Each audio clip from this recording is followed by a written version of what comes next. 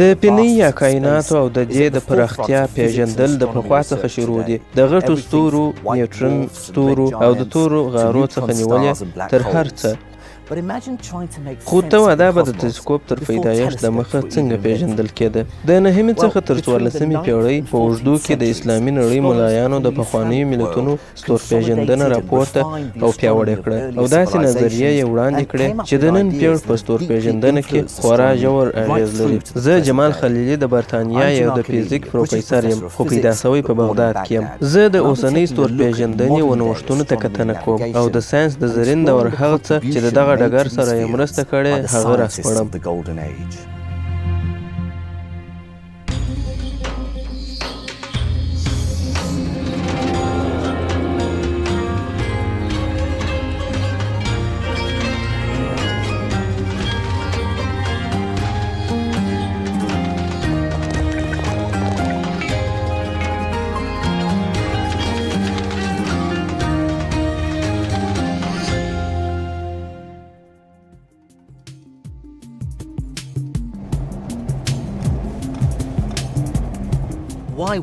د اسلامي نړۍ د ملایانو ولې ستور پیژندنه دومره خوښه وه یو دلیل یې لارموندنه و خلکو د زرګونو کلونو راهیسې د ستورو او لمر په مرسته لار پیدا کوله زه د قطر څخه د دشت وخواته وځم او زه انټرنیټ کاروم چې مرسته مې وکړي خو بیا هم اسمان ته ګورم چې راګرځم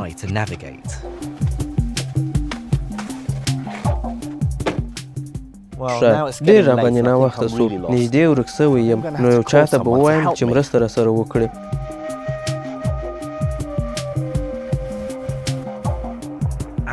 علي سلطان الحجري یو کوچي سوداګر دی او د دشت د ژوند سره ژوره بلدتیا لري کوچیان هر وخت په لارموندنه کې تکړه وي ښه علي دا په دشت کې دا لاره څنګه داسې کاره پیدا کوئ تاسو ورسره بلد یاست دا خو نو دوه ډوله دي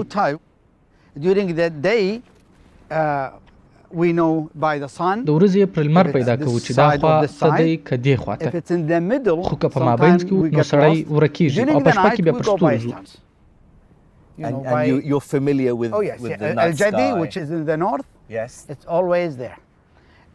هو ځینې تل په جنوب خوا کې وي سحیل جوزه تریل دا خو نو ټول عربي نومان دي او موږ لاره پر دغه پیدا کوو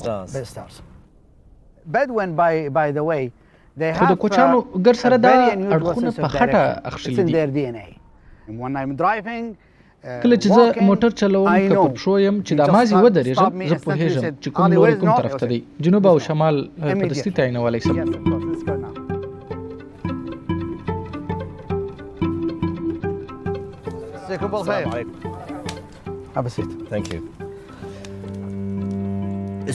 لکه لارموندنه ستور پیژندنه د وخت لپاره هم ډیره اړینه وه د بیلګې په توګه اسلامي کلیزه سپوږمیزه ده چې میاشتې د سپوږمۍ پر پړاوو شمیرل کیږي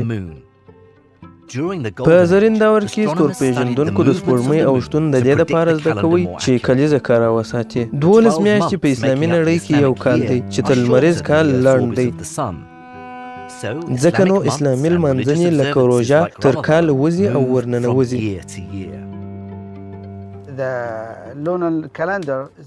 سپوږمیز کال 11 ورځې لنډ دی او هر 33 کاله بعده دا بیا راګرځي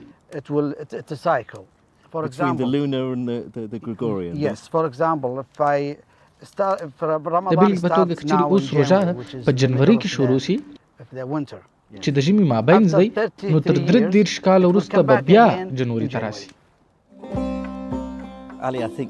علي زه فکر کوم ته د شپې د اسمان په اړه ډېر ښه پوهېږې ځکه نو زه غواړم دلته یو کاریال درښکاره کړم چې په دغه ټابلیټ کې دی ته وګوره دا د شپې اسمان معلوموي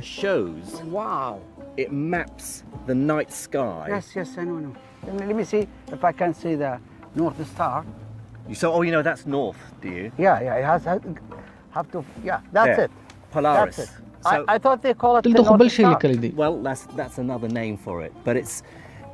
و دغه یې بل نوم پرې ایښی دی. ته ورته وګوره، ګر سره دې ته له اړتیا نشته چې شمال او جنوب وپېژنې. مازې دی ور پورته که درښیي یې چې دا کومه خوا ده.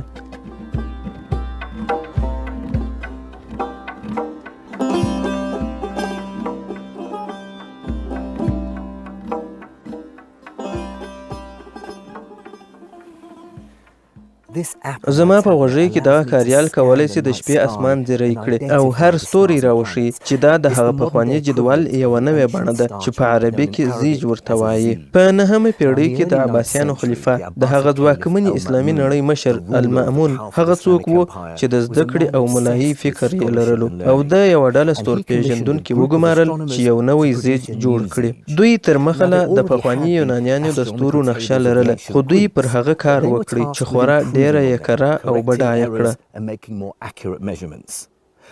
دوی د ستورو یوه نوې نقشه جوړه کړه چې د زیج الممتحن په نامه یوه ډاډمنه نقشه ونومول سوه.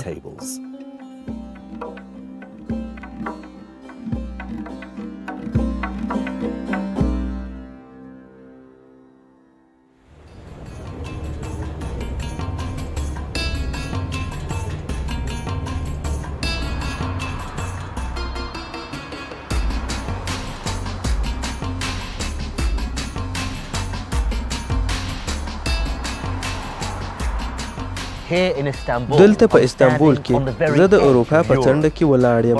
زه په هغه بله غاړه کې اسیا وینم. د اوومې پیړۍ څخه مسلمانان او د دوی امپراتوري د عربو څخه د ختیځ پر خوا اروپا او اسپانیې ته راورسېدله. خو چې دومره مځکه یې نیول، دوی باید ښه تکړه لور پېژندونکي وای. په پخوانیو وختونو کې نقشې په لاس لیکل کېدلې او د ګرځېدلو خلکو پر حسابونو باور کېدی.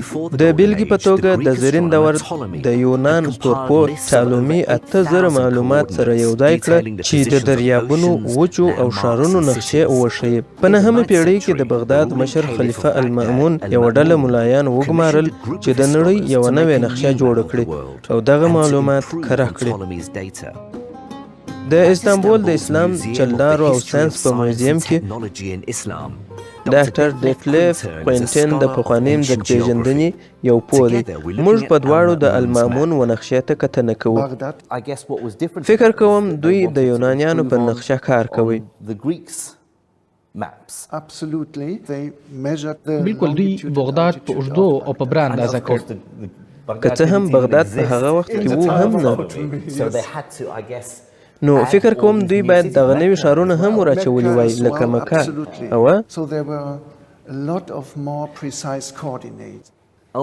دغه د المامون نقشه د زرین دور د اولو وختونو څخه ده.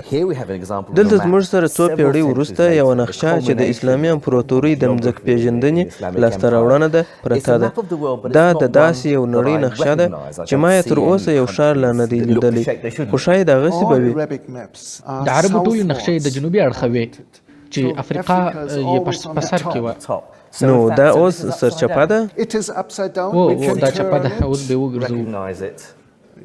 ښه اوس مې ولیدل عربستان، مدیترانه. ښه نو د دې په اړه نوي څه دي؟ تو ګوره دا د مدیترانې شکل ته او دا غاړو ته دا بیخي کر را ده. هم د قزوین دریاب هم. نو دا هغه نقشه ده چې په اروپا کې ډېره پر مخ وه او په لارموندنه کې ډېره اړینه وه. نو دا د زرین دور نقشه جوړونکو دغه ډول معلوماتي کچې څه ډول اندازه کولې؟ دوی د یوه هر اړخیزه معلوماتي توکي څخه کار اخیستی چې اسطورلاب یې ورته ویل. زه د قطر د اسلامي هنر موزیم ته راغلم چې د نورو توکو ترڅنګ دلته ښایسته اسطورلابونه هم شته چې ځینې یې د زرګونو کلونو دي. زه هیله لرم چې د دوی د ساتونکو څخه ډاکټر نویل خان به د دغه په اړه معلومات راکړي. د اسطورلاب په اړه یوه په زړه پورې خبره دا ده چې تر تلسکوپونو دمخه دغه شیان ډېر اړین وه او نو دوی اول څه وخت اختراع سوه. د دوی په اړه داسې ویل کېږي چې تر میلاد 300 کاله دمخه یونان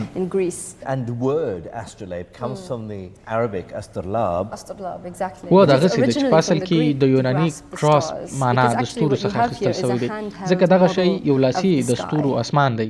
پخوانیو اسطورلابونو یو څو کارونه کول، خو په زرین دور کې ستورپوهانو نوي پرمختللي اسطورلابونه جوړ کړه. دغه یو بیخي ډیر پرمختللی دی او ډیرې نښې لري. اسطورلاب د هغه وخت یو حسابګر و چې د څو کارونو دپاره یې کاروي. دا کولی شي چې د ورځې او شپې وخت معلوم کړي، د لمانځه وختونه پرې معلومېدلی شي، لاره پرې معلومېدلی شي، د ودانیو جګوالی او مسافه پرې معلومېدلی شي.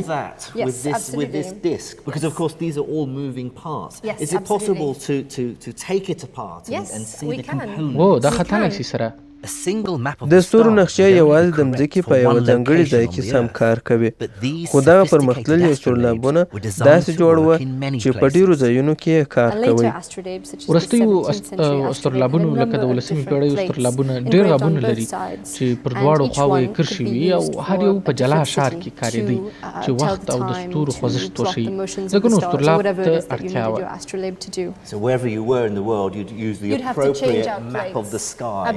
وروستیو اسطورلابونو لکه د 18مې پیړۍ او اسطورلابونه ډیر غابونه لرل چې پر دواړو خواوو یې کرښې وې.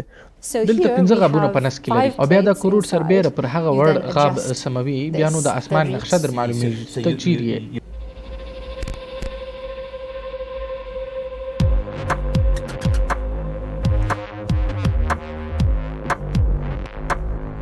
په زرین دور کې اسطورلاب د ستورپوهانو دپاره یو ځواکمن توکی و، خو اوسني ستورپوهان ډیرو غټو شیانو ته لاسرسی لري، لکه د UK په جوړل بانک کې دغه د لوسویل راډیو ټلسکوپ. په زرین دور کې به ستورپوهان د نړۍ د هر ځای څخه سره راټولېدل چې په ګډه کار وکړي، چې دا چاره په ننني ستورپوهنه کې اوس هم کیږي. ستورپوهان دغه ټلسکوپ کاروي او کله کله د نورو ټلسکوپونو سره په نړیواله کچه په ګډه کار کوي. که څه هم نوي ټلسکوپونه رڼا د غټونکو یا لینزونو په مټ نه ویني، د هغه پر ځای یوه غټه کاسه د ډیرو کمزورو راډیو څپو د راټولولو دپاره کاروي چې په مټ یې موږ کولی سو فني ډیره ښه وپېژنو. دا خو نو یو د څپو ټلسکوپ دی او اسمان داسې ویني چې موږ یې هغه ډول نسو لیدلی. دلته د دغه ټلسکوپ یو انځور ښیي چې دغه ټلسکوپ څه ویني. که چیرې موږ دغه څپې لیدلی سوای، اسمان داسې راته ښکارېدی. دا د شیدو لارې کهکشان دی. اوس چې موږ څه وینو دا د ستورو ترمنځ خالیګاه ده. یو خوندور سر د ستورو پر شاوخوا چورلښتو ته کتل دي. په دغه کهکشان کې یو ځوان ستوری دی. ته وګوره ستوری په منځ کې دی او پر شاوخوا یې ګازونه او دوړې دي، خو په زړه پورې څه دغه توري کړی دي او موږ فکر کوو چې دا د چورلښتو په مټ جوړې سوي دي چې د دغه غاب په منځ کې دي. کله چې چورلښتې شاوخوا چورلېږي نو د دغه غاب دوړې سره پرې وهي او دغه اوس د دغه دوړو څخه خالي ځایونه دي. او تا وویل چې دغه انځور بل ټلسکوپ اخیستی دی او دا د یوې غټې ټولنې یوه برخه ده. و د دغه ډول انځور اخیستنې دپاره موږ د ډېرو ټلسکوپونو څپې سره یوځای کوو چې په هېواد کې دي او ان چې په ټوله مځکه کې دي. او دلته د اروپا، چین، جنوبي افریقا د ټلسکوپونو ځای ځایګیان ښکاري او ان موږ د روسیې د ټلسکوپونو سره هم تړلي یو چې هغه په مځکه راسره چې دا ټوله ټلسکوپونه دومره غټېږي لکه د چورلښته. یوازې یو ټلسکوپ یو خط شی ښکاره کوي او که چیرې ټوله په ګډه کار وکړي بیا نو د دوی کچه تر چورلښتې پورې رسېږي چې بیا نو ډېر رڼه معلومات شي. دغه نظریه چې پوهان به په ګډه کار کوي، په ځانګړې توګه بیا په ستور پېژندنه کې، دا به د زرګونو کلونو وړاندې د زرین دور نظریه وي چې د 9مې پیړۍ په شاوخوا کې په بغداد کې ستورپوهانو په ګډه پر لویو ستونزو کار کوي. هغه څه چې یونانیانو نه و کړي، چې دا یوازې د زرین دور کې راڅرګند سو او تر اوسه لا خورا پرېمن دي.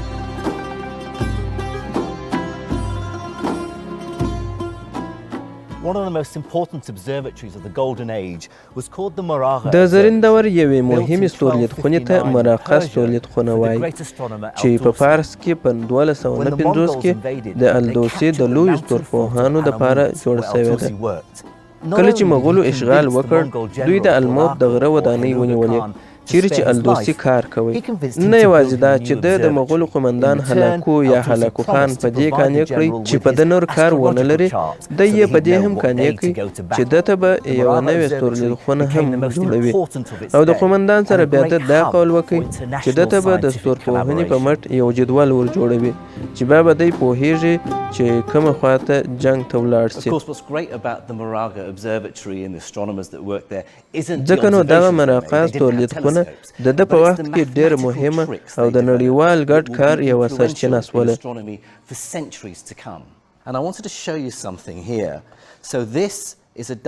زه به دلته یو شی در ښکاره کړم. دغه د دوسي د کار یو ساده شکل دی. خلک دوسي په دې خوښوي وایي چې د به ستوري معلومول چې څنګه تګ کوي. دوی هڅه کول چې د ریاضي څخه کار واخلي. د ځان پوهولو دپاره دوی د یونان د ډولونو څخه کار اخیستی. وروسته یو نابغه دوسي د دغه ساده شکل سره راځي چې خورا دا هر څه ساده کوي. ته وګوره دغه کوچنۍ دایره په دغه ټکي سره راڅرخي. که چیرې د دا کوچنۍ دایرې یوې څنډې ته په ځیر وګورو دا پر یوه ساده لیکه پورته کښته کېږي. دا یو ډېر د کار چند دی چې هغه ټوله پیچلې نقشې یې ساده کړې او څه چې ډېر جلبونکي دي هغه دا خط د عربي سره پرتله کول دي.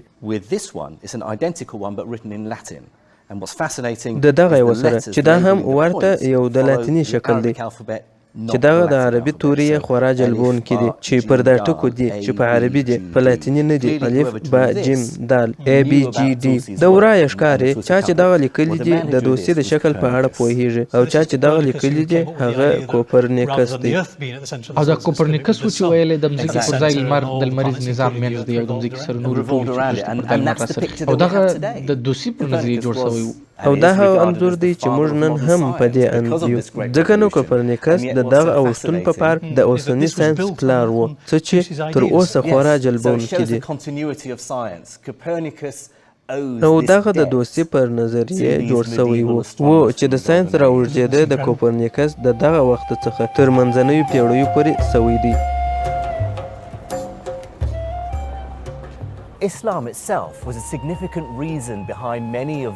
د زرین دور د ستور پېژندنې د انکشافاتو او څېړنو تر شا اسلام پخپل یو لوی سبب و. هلته د لمانځه یوه کره وخت ته اړتیا وه، د قبلې پر خوا مخامخ کېدلو ته اړتیا وه او په سپوږمیزه کلیزه کې مذهبي لمانځنو ته چې په دغه کې اسطورلاب تر ټولو ډېر مهم کارونه کړي. د اسلام یوه غوښتنه دا وه چې پوه سې مکه معظمه کومې خواته ده چې د لمانځه پر وخت باید هغې خواته مخامخ سې.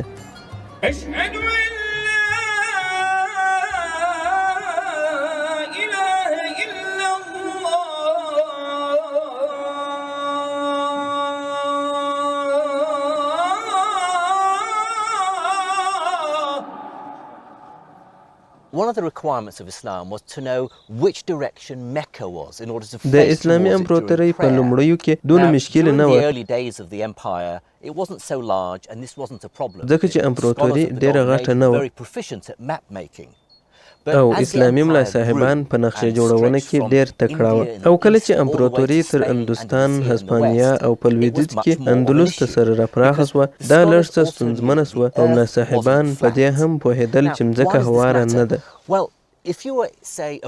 څنګه هواره نه ده؟ که چیرې تا په قرطبه کې مسلمان ته ویلي وای چې قبلې ته مخامخ شه او دی په هواره نقشه کې وګوري نو دا به څه نه څه د جنوب لویدیځ خواته سیده وي. خو په قره کې بیا دا بل ډول ده. که چیرې زه د دغه تار یو سر په قرطبه او بل پر مکه کښېږدم نو دا لیکه په شروع کې د ختیځ خواته ځي او بیا کښته د جنوب ختیځې خواته ځي او په دغه باندې بیله دی چې سړی پوه سي چې مځکه یو پنډوسکی دی، هېڅکله نه پوهېږي. نو معنا ملا صاحبانو باید یوه ګردۍ هندسي سیمه جوړه کړې وای چې دا کار زرګونه کاله وړاندې یو ناشونی کار و. خو چې دا ګردې هندسه وکاروي نو ملایان باید اول د مځکې په کره کچه پوه سوي وای چې پخواني یونانیانو یې ډېرې کچې تخمین کړي وې خو د دوی کړنه تر یونانیانو ډېره چالاکانه خو اومه وه دوی به د ورځې په یوه ځانګړي وخت کې د لمر زاویه په نښه کړه او بیا به د هغه سیده ورسره روان سول چې تر څو به لمر یوه درجه واوښتي وروسته به یې نو حساب ورته وکړي چې 360 درجې به نو څومره تګ غواړي چې دغه به نو د مځکې د شاوخوا ګردلیکې ټوله کچه وه د نهمې پیړۍ خلیفه عباس المامون وغوښته چې دغه تخمین لا نور کره کړي نو د ستورپوهانو یوې ډلې ته امر وکړ چې دغه چاره بیا ترسره کړي خو دغه چارې په دښت کې په کیلومترو تګ ته اړتیا لرله یوه داسې چاره چې د کړاوه ډکه وه 200 کاله وروسته په 11مه پیړۍ کې فارسي ستورپوه البیروني یوه ډېره اسانه او کاره د مځکې د اندازه کوونې تګلاره په کار واچول خو په دغه کې بیا یو اسمان څکې غره ته ختل شامل و البیروني یو ډېر تکړه ملا صاحب و چا چې دا ویلي چې مځکه څرخي د پخپل کتاب کې د مځکې اندازه د ښارونو د اندازو په یوځای کولو سره ښودلې ده د لومړی د غره لوړوالی اندازه کړئ بیا نو البیروني اړ و چې د غره سر ته د یوه استرلاب او رجې سره وخیږي وروسته یې د ژوروالي زاویه د لوړه سره تر لاندې دښته وکتله چې دا یوازې نیمه درجه وه او ډېر دقت ته اړتیا وه خو د دغه حساب سره د یو بل ځیرک د هندسي حساب هم وکړ چې دغه د مځکې ګردلیکه وحسابي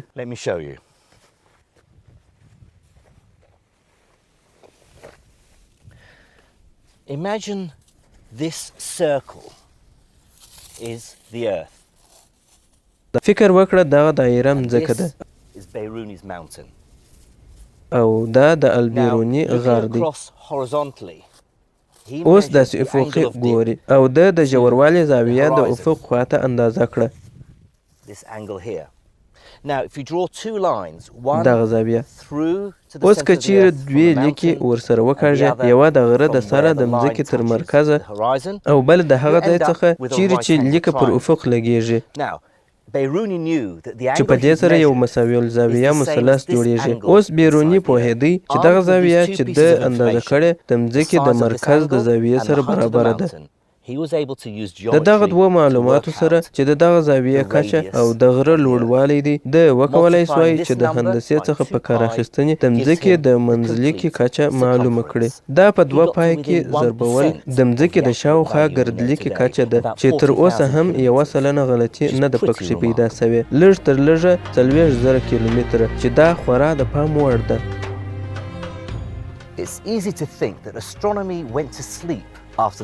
دا اسانه ده چې فکر یې وسي چې ستورپوهنه د یونانیانو د پېړ څخه خپه وه بیا د کوپرنیکس تر 15مې پیړۍ پورې نه وه رابیداره سوې خو په ستورپوهنه کې پرمختیاوې په اسپانیا منځني ختیځ او مرکزي اسیا کې تر منځنیو پیړیو پورې روانې وې د اروپا د رنسانس پېړ پوهانو چا چې اوسنیزه ستورپوهنه جوړه کړه هغوی د البیروني الدوسي پر جوړونو کار کوي چې هغه بیا د پخوانیو تمدنونو پر جوړونو کار کوي اوس په 21مه پیړۍ کې نړیوال ستورپوهان تر اوسه هم ستورو ته ګوري او پنې په نقشه کښې باسي چې لوی تلسکوپونه کاروي خو دا باید هېر نه کړو چې د دوی په کار کړنه کې د مراقه ستورلیدخونې لوی او ژور لاس ته